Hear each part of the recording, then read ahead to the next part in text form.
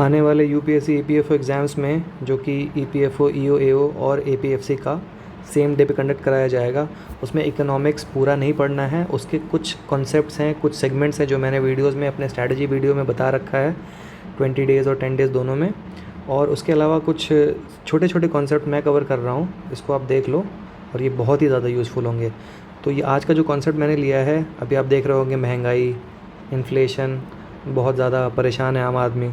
तो इन्हीं से रिलेटेड एक जो कमेटी है, मॉनेटरी पॉलिसी कमेटी, जो इन सब चीज़ों को मॉनिटर करती है, जो पॉलिसी रेट्स वगैरह को वेरी करती है, राइट, जिससे कि पता चलता है कि कितनी ज़्यादा महंगाई रहेगी या नहीं रहेगी, क्योंकि पॉलिसी रेट पे ही डिपेंड करता है।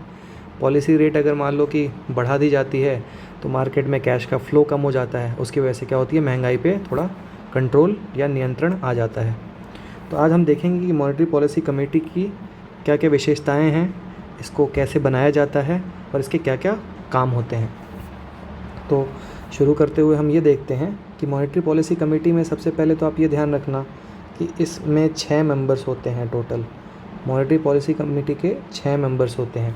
अब 6 का मैं अगर आपको एक तोड़ दे दूं, अगर या फिर बाइफरकेशन दे दूं, तो 3 तो इंटरनल मेंबर्स होंगे और 3 एक्सटर्नल मेंबर्स होंगे।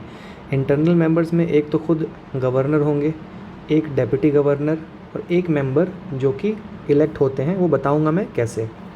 और 3 एक्सटर्नल मेंबर्स होंगे जो कि गवर्नमेंट साइड से वो भी इलेक्ट होते हैं। अब इन दोनों को इलेक्ट करता है कौन? Cabinet secretary committee. एक आईएएस लेवल का आदमी होता है जो कि कैबिनेट सेक्रेटरी में बैठता है, और कैबिनेट सेक्रेटरी की एक कमेटी होती है, वही इलेक्ट करती है। Don't go deep into it, just keep in mind कि एक आईएएस एंड अबव वाला बंदा रहता है, कैबिनेट सेक्रेटरी कमेटी में बैठता है, और वही यहाँ पे एक मेंबर और यहाँ पे 3 एक्सटर्नल मेंबर्स को इलेक्ट करता है। और 6 मेंबर्स के अलावा अगर जैसे हमारे पार्लियामेंट में कोरम होता है, भाई मिनिमम इतने लोग तो चाहिए ही चाहिए, ठीक है, तो वैसे ही यहाँ पे भी एक कोरम होता है, भाई यहाँ पे भी मिनिमम कुछ लोग चाहिए, तो वो नंबर है यहाँ पे 4 मेंबर्स का, ठीक है। तो मतलब 4 मेंबर से अगर कम हुआ तो एमपीसी नहीं बैठ सकता। एमपीसी कमेटी रिव्यू करने के लिए या पॉलिसी रेट्स, जिसको हम रेपो रेट भी बोलते हैं, उसको रिव्यू करने के लिए या फिर डिसाइड करने के लिए नहीं बैठ सकता है, ठीक है। और ये 4 मेंबर्स में गवर्नर भी आता है, ठीक है। तो गवर्नर के अलावा 3 मेंबर्स और होने चाहिए। आगे बढ़ोगे तो इसमें देखोगे आप कि सभी को यहाँ पे वोटिंग राइट्स हैं। याद करो लोकसभा के स्पीकर की बात, अगर आपको याद हो, अगर आपने पढ़ाई करी हो, तो वहाँ पे लोकसभा का स्पीकर कास्टिंग वोट देता है। मतलब शुरू में उसके पास ये राइट नहीं होता है कि वो वोटिंग कर सके। अगर वो टाई हो जाता है तो एक कास्टिंग वोट, यानी डिसाइड करने के लिए जो वोट देता है, वो लोकसभा का स्पीकर देता है। बट मॉनेटरी पॉलिसी कमेटी में ऐसा नहीं है। यहाँ पे गवर्नर पहले इंस्टेंस पे, फर्स्ट इंस्टेंस पे भी वोट करता है, ठीक है। और अगर टाई हो जाता है तो कास्टिंग वोट भी इसी का होता है। मतलब यहाँ पे थोड़ा सा अगर आप वैसे देखो तो वाइडन किया गया है थोड़े से पावर को। अगर मतलब कंपैरिजन स्ट्रेट फॉरवर्ड गलत है, लेकिन मैं एक पर्सपेक्टिव दे रहा हूँ आपको, ठीक है, ताकि आप समझ पाओ, याद रख पाओ, राइट। आगे बढ़ते हैं। ये हमने बात कर ही ली थी एक्सक्यूज़ मी। इन्फ्लेशन रेट का जो टारगेट दिया गया है, वो इस कमेटी को दिया गया है 4%, गिव और टेक 2%। 4% गिव और टेक 2%। इसका मतलब क्या होता है? 4% से 2% ज़्यादा यानी 6% तक रखो, या इससे 2% कम यानी कि 2% तक रखो। 4% मैंने क्यों बोला गिव और टेक 2%? क्योंकि 4% आइडियल बोला गया है।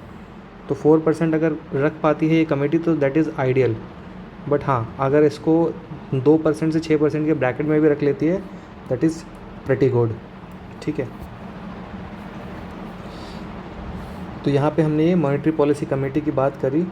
और भी अगर आपको थोड़ी बहुत चीज़ें अगर जाननी है तो मैं आपको ये बता देता हूँ कि ये जो सीपीआई होता है, सीपीआई ही लिया जाता है बेस। मतलब ये जो डिसाइड करते हैं ना 2% to 6%, ये क्या, किस चीज़ को ये आधार लेकर के करते हैं? तो ये कंज्यूमर प्राइस इंडेक्स को आधार लेकर के करते हैं, ठीक है। इसी को आधार लेकर के ये इन्फ्लेशन को टारगेट रखते हैं, यानी कि 2% से 6% का टारगेट सीपीआई को रख के किया जाता है।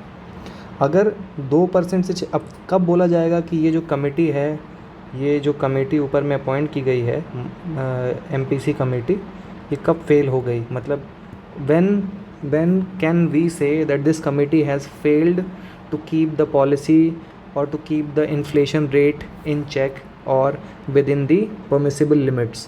तो उसका एक कंडीशन ये है कि ये 2% से 6% के ब्रैकेट में अगर नहीं मेंटेन कर पाती है 3 कंसेक्यूटिव क्वार्टर्स में या 9 महीने, 3 कंसेक्यूटिव क्वार्टर मतलब 9 महीना, तो हम कहते हैं कि this committee has failed to do so.